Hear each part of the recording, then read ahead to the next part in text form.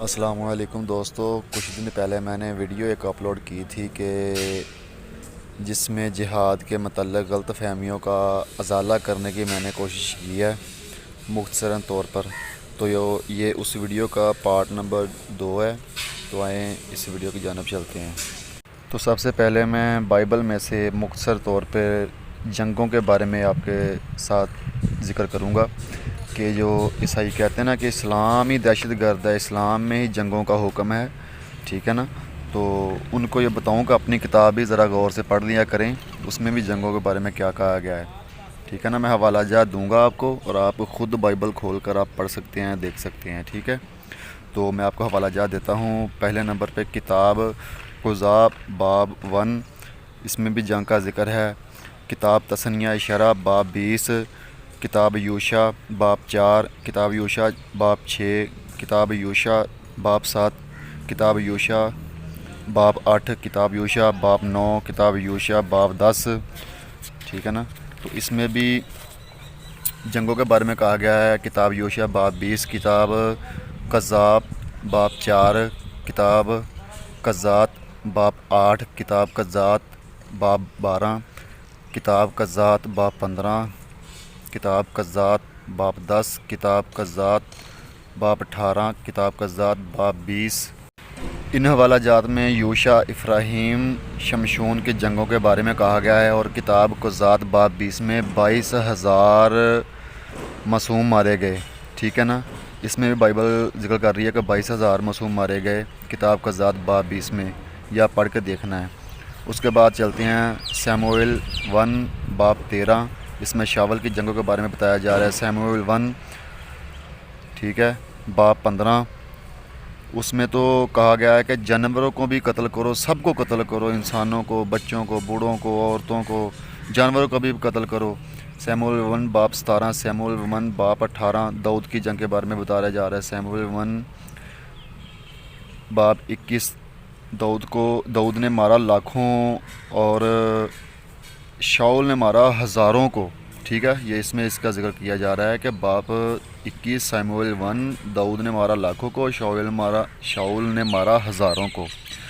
تو اس کے بعد سیموئیل 1 باب 24، سیموئیل 1 باب 25، سیموئیل 1 باب 26، سیموئیل 1 باب 29، سیموئیل 1 باب 30، سیموئیل 1 باب 31، سیموئیل 2 باب 3 اور 2، سیموئیل 2 باب 7، سیموئیل 2 باب 11۔ اس کے بعد آتا ہے کتاب ملوک 20، اس کے بعد آتا ہے کتاب ملوک باب 22، باب نمبر 20 کی جنگوں کے بارے میں بتایا جا رہا ہے۔ اس کے بعد آگے بتایا جا رہا ہے۔ اس کے بعد بائبل کتاب اخبار 1، بائبل کتاب 10، نہم بائبل کتاب اخبار 13، کتاب 1 کتاب یہودیت باب 1، اخبار کتاب 1 یہودیوں کی لڑائی ہے نا، اخبار کتاب بتایا جا رہا ہے۔ اس کے بعد چلتے ہیں کتاب یہودیت باب 4، 5، 7 اور 14۔ یہ یہودیت کی کتاب میں باب نمبر 4، باب نمبر 5، باب نمبر 7، باب نمبر 14 میں بھی جنگوں کے بارے میں بتایا جا رہا ہے۔ اس کے بعد چلتے ہیں کتاب ارمیہ باب 39، اس کے بعد چلتے ہیں کتاب ارمیہ باب 40۔ اس کے بعد کتاب مکابین، اس کا باب نمبر 2، باب نمبر 3، باب نمبر 5، باب نمبر 6۔ اس کے بعد چلتے ہیں متی کی انجیل باب نمبر 2، معصوم بچوں کو قتل کیا گیا، اس میں اس کا ذکر ہے، آپ خود پڑھ کر دیکھ سکتے ہیں، ٹھیک ہے نا۔ اس کے بعد چلتے ہیں متی کی انجیل باب 26 میں، ٹھیک ہے نا۔ اس میں بھی کان اڑانے والی جو بات ہے نا، عیسیٰ علیہ السلام کے شاگرد نے جو کان اڑایا تھا ایک شخص کا، ٹھیک ہے، اس کا ذکر آیا ہے، ٹھیک ہے۔ تو اسلام کے اوپر تو بہت زیادہ تنقید کی ہے نا لوگوں نے، اسلام جنگوں کے بارے میں بتا رہا ہے، جنگیں کرنے کا حکم دے رہا ہے، تو میں بائبل سے حوالہ جات دیا نا آپ کو، اگر نہیں سمجھ لگی آپ پھر مجھ سے رابطہ کر سکتے ہیں، یہ بائبل اٹھا کر آپ خود پڑھ کر دیکھ سکتے ہیں اس کے بارے میں جنگوں میں کیا کہا گیا ہے، ٹھیک ہے۔ تو اس میں ڈیٹیل کے ساتھ بات تو نہیں کی، اس لیکن حوالہ جات آپ کو دیے ہیں، تو آپ دیکھ سکتے ہیں۔ وہاں پہ اللہ تعالیٰ نے بھی فرمایا ہے کہ میں تمہارے ساتھ ہوں، ڈرو مت، جنگ لڑو، ٹھیک ہے نا۔ تو یہ انجیل میں، بائبل میں، تو زبور میں بھی اللہ پاک نے حکم دیا ہے جنگوں کا، اسلام میں بھی دیا ہے، اس میں کیا غلط ہے؟ کافروں مشرکوں کے ساتھ تو شروع سے جنگیں لڑی آ رہی ہیں، ٹھیک ہے نا۔ اب اس کے بعد ذکر کرتے ہیں کہ اسلام میں جنگوں کی وجہ، ٹھیک ہے نا، اسلام میں جنگوں کی وجہ۔ اس ویڈیو کا بھی 2 پارٹ ہو گیا نا، ایک میں نے آپ کو بتا دیا غیر مسلموں میں جنگوں کی وجہ، ٹھیک ہے نا، حوالہ جات دے دیں، آپ خود پڑھ کر دیکھ سکتے ہیں۔ اور اسلام میں جو غلط فہمیاں ہیں نا کہ یہ دہشت گرد ہے، میں اس کا ازالہ کرنے لگا ہوں، ٹھیک ہے۔ تو چلتے ہیں اس ویڈیو کی طرف۔ مسلمانوں نے جو جنگیں لڑیں وہ تو سب کو پتہ ہے، ٹھیک ہے نا۔ تو جو مسلمانوں پہ ظلم ہوئے اس چیز کا کسی کو کوئی علم نہیں ہے کہ مسلمانوں پہ کیا ظلم ہوئے ہیں، ٹھیک ہے۔ ہمارے پیارے نبی کریم صلی اللہ علیہ وآلہ وسلم پہ کوڑا پھینکا گیا، ٹھیک ہے، راستے میں کانٹے بچھائے گئے۔ ایک دفعہ آپ نماز پڑھ رہے تھے تو ایک شخص آیا، اس نے گلے میں چادر ڈال کر نبی کریم صلی اللہ علیہ وآلہ وسلم کو کھینچنا شروع کر دیا، ٹھیک ہے۔ نماز کے دوران ابو جہل ظالم نے نبی کریم صلی اللہ علیہ وآلہ وسلم کے اوپر اونٹ کی اوجری ڈال دی، ٹھیک ہے۔ تو طائف میں نبی کریم صلی اللہ علیہ وآلہ وسلم کو پتھر مارے گئے، اتنے پتھر مارے گئے، اتنا آپ کو شدید زخمی کیا گیا کہ آپ بے ہوش ہو گئے۔ تو آپ جب تھک کر گر جاتے تھے، زمین پہ بیٹھ جاتے تھے، ٹھیک ہے، تو وہ وہاں کے نوجوان جو تھے وہ آپ کو پھر اٹھاتے تھے، پھر چلاتے تھے، پھر پتھر مارتے تھے، ٹھیک ہے۔ نبی کریم صلی اللہ علیہ وسلم کو گالیاں دی گئیں، نوجوان پیچھے لگے تھے پتھر مارنے کے لیے، ٹھیک ہے۔ تو حضرت بلال رضی اللہ تعالیٰ عنہ پہ جو ظلم ہوا وہ نہیں آپ کو پتہ، جو کافروں نے کیا تھا؟ گرم ریت کے اوپر لٹا کر سینے کے اوپر پتھر رکھ دیتے تھے، کوڑے مارتے تھے، وہ ظلم نہیں آپ کو یاد؟ حضرت ابوبکر صدیق رضی اللہ تعالیٰ عنہ کی بڑی صاحبزادی ہجرت کے وقت جب نبی کریم صلی اللہ علیہ وآلہ وسلم اور حضرت ابوبکر صدیق رضی اللہ تعالیٰ عنہ گئے نا ہجرت کر کے مدینہ شریف، تو وہاں کے کافروں نے نبی کریم صلی اللہ علیہ وسلم کا پیچھا کرنے کے لیے جب حضرت ابوبکر صدیق رضی اللہ تعالیٰ عنہ کی بڑی بیٹی پہ جو ظلم کیے وہ نہیں آپ کو یاد؟ ٹھیک ہے، حضرت علی کرم اللہ وجہ کریم کو قیدی بنایا گیا اسی بنا پر، تو وہ نہیں آپ کو یاد؟ ٹھیک ہے، کافر سر عام اعلانیہ نبی کریم صلی اللہ علیہ وسلم کو اور مسلمانوں کو نماز بھی نہیں پڑھنے دیتے تھے۔ تو جب حضرت عمر فاروق رضی اللہ تعالیٰ عنہ نے اسلام قبول چلے گیا، ٹھیک ہے، تو آپ نے فرمایا کہ پھر انہوں نے لوگوں کی امانتیں واپس کر کے اعلانیہ طور پر نماز پڑھنے کے لیے نبی کریم صلی اللہ علیہ وسلم سے درخواست کی، نبی کریم صلی اللہ علیہ وسلم میں دیکھتا ہوں کہ امانتیں رکھ کے جاتا ہے نماز پڑھنے کے لیے، عبادت کرنے کے لیے، اور ہم اعلانیہ عبادت کرتے ہیں۔ پھر اس کے بعد اعلانیہ عبادت شروع ہوئی، ٹھیک ہے۔ پھر جب آپ مدینہ اتنے ظلم کیے لوگوں نے نبی کریم صلی اللہ علیہ وسلم بھی ان لوگوں نے نبی کریم صلی اللہ علیہ وسلم کو چین و سکون کے ساتھ رہنے نہیں دیا۔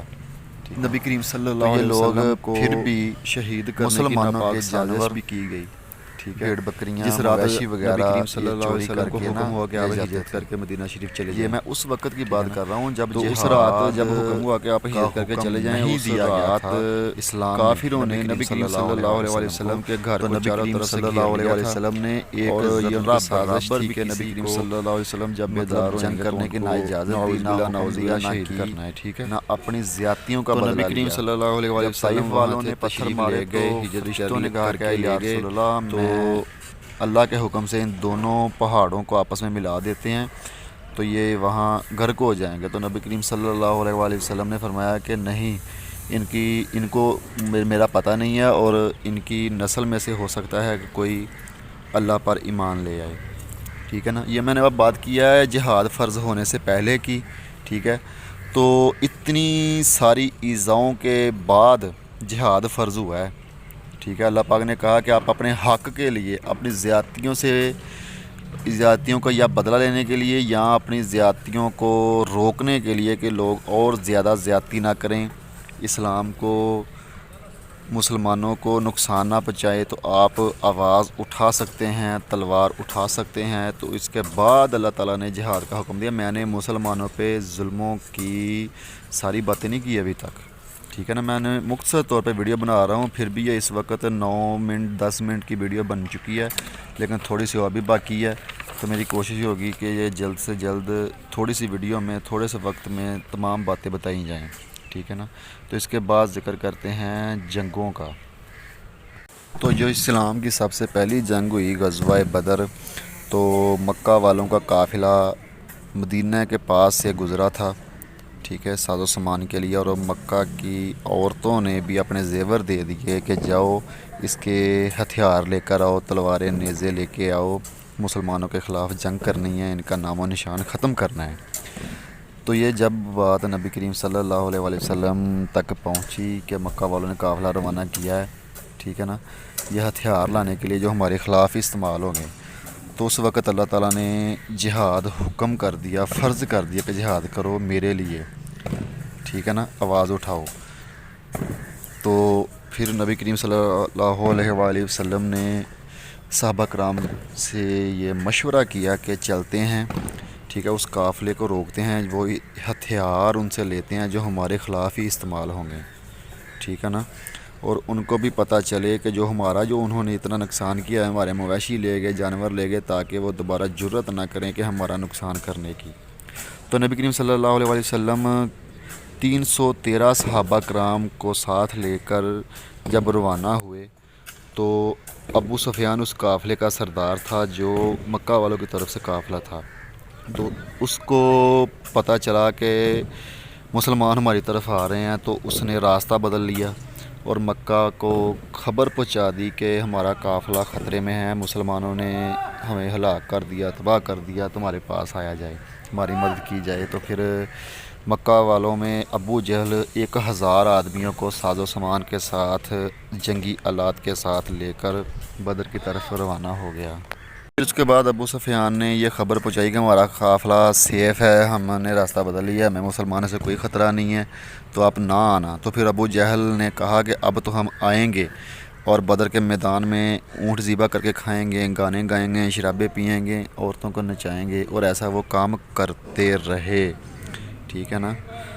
تو پھر ابو جہل تو 1000 آدمیوں کے ساتھ آیا تھا اور مسلمان تھے 313، اور ان کے پاس زریں بھی 6 تھی اور تلواریں بھی 8 تھیں، اور وہ جو ابو جہل کے ساتھ قافلہ تھا وہ سارا ساز و سامان کے ساتھ 1000 کا 1000 بھرا ہوا تھا، ٹھیک ہے نا۔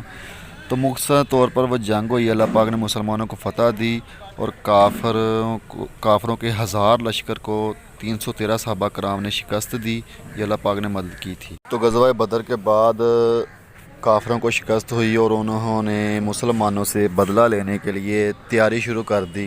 پھر تقریباً غالباً 1 سال بعد انہوں نے غزوہ احد لڑنے کے لیے اپنی جنگ کو تیار کیا اور 3000 کا لشکر لے کر دشمن وہ مسلمانوں پہ حملے کے لیے آئے، ٹھیک ہے۔ تو نبی کریم صلی اللہ علیہ وآلہ وسلم نے ان کا مقابلہ کرنے کے لیے 1000 آدمیوں کا لشکر لے کر وہ گئے احد کے مقام پہ، ٹھیک ہے۔ تو وہاں جا کر خزرج قبیلے کا ایک سردار تھا جس کا نام تھا عبداللہ بن ابی، تو 300 آدمی اس کے تھے، ٹھیک ہے نا۔ تو اسی کی مدد سے کافروں نے جنگ کرنے کا سوچا تھا، ٹھیک ہے، کیونکہ وہ خزرج قبیلے کا جو سردار تھا نا عبداللہ بن ابی، مدینے کا سردار اس کو بنایا جانے والا تھا۔ تو نبی کریم صلی اللہ علیہ وسلم جب ہجرت کر کے مدینہ شریف تشریف لے گئے تو اس کو یہ چیز اچھی نہیں لگی کہ میں نے سردار بننا تھا اور لوگوں نے محمد صلی اللہ علیہ وآلہ وسلم کو سردار بنا لیا، اور اوپر سے اس نے کلمہ بھی پڑھ لیا، جنگ کے لیے تیار بھی ہو گیا، نبی کریم صلی اللہ علیہ وسلم کے ساتھ بھی چلا گیا۔ تو وہاں احد کے مقام پہ جا کر وہ اپنے 300 آدمیوں کو لے کر مدینہ واپس آ گیا۔ تو مسلمانوں کی تعداد کتنی رہ گئی؟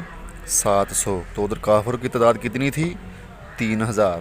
لیکن پھر بھی نبی کریم صلی اللہ علیہ وآلہ وسلم نے اتنی عقل مندی سے، ٹھیک ہے نا، جنگ لڑی کہ 50 آدمیوں کا جو گروہ تھا انہوں کو نبی کریم صلی اللہ علیہ وسلم نے ایک پہاڑی کے اوپر جمع کر دیا اور کہا کہ ہماری بوٹیوں کو چیل کوے بھی لے جائے، جب تک میرا حکم نہ آئے آپ نے یہاں سے ہلنا نہیں ہے، ٹھیک ہے۔ وہ تیر انداز تھے۔ تو جب جنگ لڑی جا رہی تھی تو مسلمانوں کو فتح ہوئی، ٹھیک ہے۔ تو پھر وہ 50 کا جو لشکر تھا انہوں نے سوچا فتح تو ہو گئی ہے، اب نیچے چلتے ہیں، ٹھیک ہے۔ تو وہ انہوں نے نبی کریم صلی اللہ علیہ وسلم کے حکم کی اتباع نہیں کی اور وہ پہاڑی سے نیچے آ گئے، اور کافروں نے دیکھا کہ یہ اب مال غنیمت سمیٹنے میں مصروف ہیں تو انہوں نے پیچھے سے حملہ کر دیا، ٹھیک ہے۔ تو پھر مسلمانوں کے بہت زیادہ جو فوجی ہیں وہ شہید ہو گئے اور مسلمانوں کو اس جنگ میں شکست ہوئی، ٹھیک ہے۔ لیکن پھر بھی کافر وہ بھاگ گئے تھے مسلمانوں کے دوبارہ حملے سے، تو مسلمان ان کے پیچھے بھی گئے تھے، پیچھا کرنے کے لیے نبی کریم صلی اللہ علیہ وسلم نے بھی بھیجا تھا، ٹھیک ہے۔ نبی کریم صلی اللہ علیہ وسلم کو اس جنگ میں بھی زخم پہنچے، ٹھیک ہے نا۔ تو وہ ان فوجیوں کی، ان صحابہ کرام کی تھوڑی سی مسٹیک کی وجہ سے یہ جنگ شکست میں بدل گئی فتح کے بعد، کہ وہ نبی کریم صلی اللہ علیہ وسلم نے فرمایا تھا کہ میرے حکم کے بغیر نیچے نہیں آنا، ٹھیک ہے۔ تو وہ آ گئے تھے، اس لیے ان کو شکست ہوئی۔ اور غداری اس میں جو کی ہے عبداللہ بن ابی رد کی، جو اپنے 300 آدمیوں کو لے کر غزوہ احد میں پہلے کہتا رہا کہ ہم آپ کے ساتھ ہیں، ہم آپ کے ساتھ ہیں، اور ساتھ گیا بھی تھا آدمیوں کو لے کر، لیکن جب جنگ کا ٹائم آیا، وقت آیا، تو 300 آدمیوں کو لے کر واپس آ گیا، اور مسلمانوں کی تعداد 700 رہ گئی اور کافروں کی تعداد 3000 تھی، ٹھیک ہے نا۔ تو یہ تھا غزوہ احد کا واقعہ کہ جو کافروں کی طرف سے لڑی گئی، ٹھیک ہے نا۔ دونوں جنگوں میں پہل کافروں نے کی، وہاں پہ بھی کی غزوہ بدر میں، اور یہاں پہ کی بدلہ لینے کے لیے، ٹھیک ہے نا۔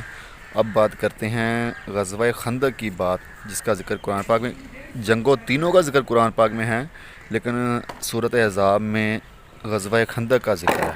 اب غزوہ خندق کی بات کرتے ہیں۔ تو غزوہ خندق میں جب نبی کریم صلی اللہ علیہ وآلہ وسلم کو پتہ چلا کہ کافر مدینے پر حملہ کرنے والے ہیں، تو وہ کافروں نے، یہودیوں نے، وہ مل کر سبھی قبائل مل کر مدینہ پر حملہ کرنے کی سازشیں کرنے لگے۔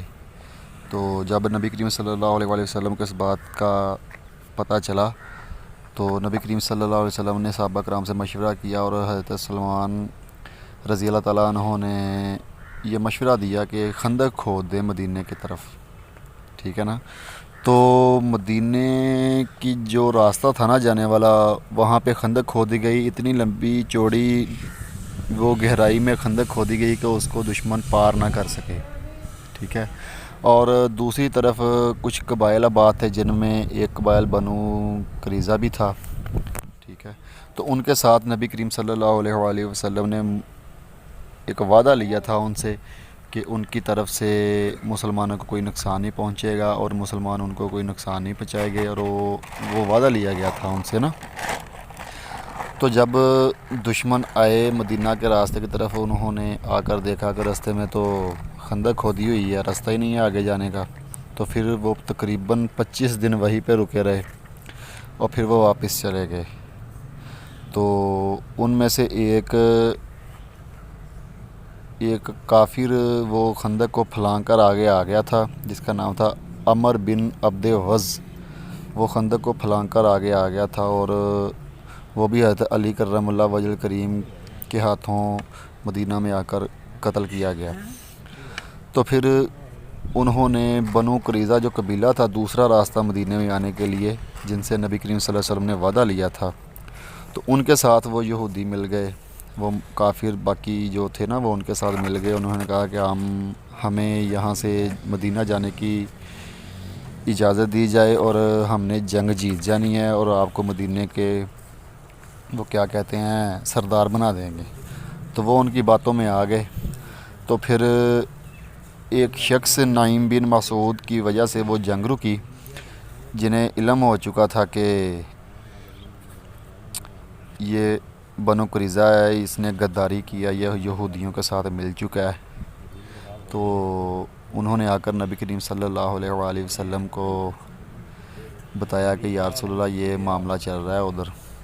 تو وہ بات لمبی ہو جائے گی کہ کس طرح انہوں نے وہ جنگ روکی گئی، ٹھیک ہے۔ جب دشمن نے بنو قریظہ سے وہ وعدہ لے لیا کہ آپ ہمارے ساتھ جنگ کریں گے، مدینہ پر حملہ کریں گے مل کر، تو وہ بنو قریظہ ان کے ساتھ مل گیا تھا، لیکن وہ بنو قریظہ مدینے میں نبی کریم صلی اللہ علیہ وآلہ وسلم سے کیا ہوا وعدہ وہ توڑنے کے لیے تیار ہو گئے، ٹھیک ہے۔ تو جب نبی کریم صلی اللہ علیہ وآلہ وسلم کو ان کے وعدہ خلافی بنو قریظہ کی خبر پہنچی، تو آپ صلی اللہ علیہ وسلم نے کچھ صحابہ کرام کو بنو قریظہ میں بھیجا، اور وہ وہاں گئے۔ انہوں نے جا کر کہا بنو قریظہ والوں نے کہ ہمیں محمد صلی اللہ علیہ وسلم کا فیصلہ قبول نہیں ہے، اور ان میں ایک صحابی تھے جن کا نام تھا سعد بن معاذ، ٹھیک ہے. وہ مسلمان ہونے سے پہلے اس قبیلے کے دوست سے، سرداروں کے دوست تھے. انہوں نے کہا کہ آپ فیصلہ کر دیں کہ ہم نے جو وعدہ خلافی کی ہے اس کی ہمیں کیا سزا ملنی چاہیے، کیا جرمانہ ملنا چاہیے. جو مدینہ والوں سے محمد صلی اللہ علیہ وسلم سے جو وعدہ خلافی کی ہے نا ہم نے، ٹھیک ہے، تو اس کی کیا سزا ملنی چاہیے. آپ ہمارا فیصلہ کر دیں، ہمیں محمد صلی اللہ علیہ وسلم کا فیصلہ قبول نہیں ہے، ٹھیک ہے.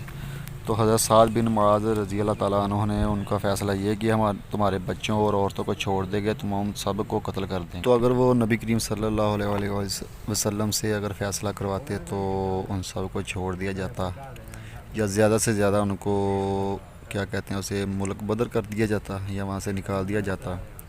لیکن انہوں نے کہا کہ ہمیں محمد صلی اللہ علیہ وسلم کا فیصلہ قبول نہیں ہے. سعد بن معاذ آپ ہی فیصلہ کر دیں. انہوں نے ان کو دوست سمجھا، ٹھیک ہے. تو انہوں نے یہ فیصلہ کیا تھا کہ ہم تم سب کو قتل کر دیں گے، بچوں اور عورتوں کو چھوڑ کر، ٹھیک ہے. تو یہ بنو قریظہ کا جو یہ واقعہ ہے نا، یہ بھی زیب خان نے مجھے کمنٹ کیا تھا کہ 700 لوگوں کا سر قلم کیا نبی کریم صلی اللہ علیہ وسلم نے. تو آپ ہی بتاؤ کہ غداروں کی سزا کیا ہوتی ہے اس دور میں، اس دور سے پہلے جو بھی غداری کرتا تھا، وعدہ خلافی کرتا تھا، یا اس دور میں جو ملک کے ساتھ غداری کرے، ٹھیک ہے، تو اس کی سزا کیا ہے؟ اس کی سزا قتل ہی ہے نا، ٹھیک ہے. تو ان کو ساتھ یہی ہونا تھا نا، ان کی وعدہ خلافی کی سزا. تو ویڈیو کافی لمبی ہو چکی ہے. مجھے امید ہے کہ زیب خان کو اپنے سوال کا جواب مل گیا ہوگا، اور اگر کسی کو اور بھی حوالہ جات چاہیے یا اور بھی بات کرنی ہو تو وہ مجھ سے کر سکتا ہے، ٹھیک ہے. اور حضرت آدم علیہ السلام سے لے کر آج تک جتنے بھی انبیاء آئے تو وہ جنگوں کا حکم اللہ پاک نے دیا، جہاد کا حکم اللہ پاک نے دیا، ٹھیک ہے نا. تو جہاد کے متعلق جو غلط فہمی تھی تو برائے مہربانی مسلم اور غیر مسلم دونوں اس کو اپنے دل سے نکال دو. جہاد کا بالکل بھی غلط مطلب نہیں ہے، ٹھیک ہے. تو اپنے حق میں اٹھنا، آواز اٹھانا، یہ بالکل ٹھیک ہے.